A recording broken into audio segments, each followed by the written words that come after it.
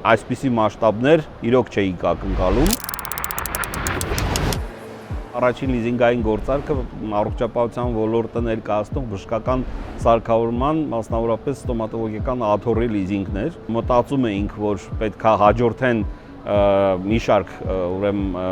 էլի գործարքներ, բայց նմանատիպ մասշտաբ ոչ թե չէինք պատկերացնում, այլ ուղղակի կարծում էինք, որ դրա համար շատ ժամանակ է հարկավոր։ Ամենամեծ շարժիչ ուժը երևի դրա հաճախորդի պահանջմունքն է, բայց միևնույն ժամանակ նաև մեր հավատը դեպի այն գործողությունները, ինչ որ մենք իրականացնում էինք։ Քանի որ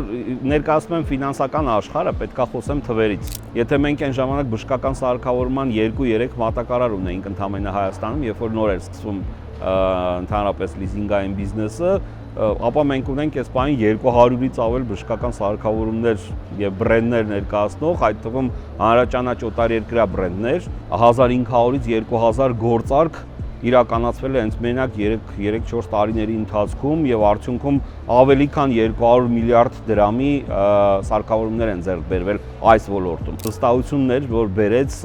պետական աջակցության ծրագրերի ներկայության եւ այսօր այդ ծրագրերի շնորհիվ է, որ մենք կարողանում ենք առաջարկել այնպիսի լուծումներ մեր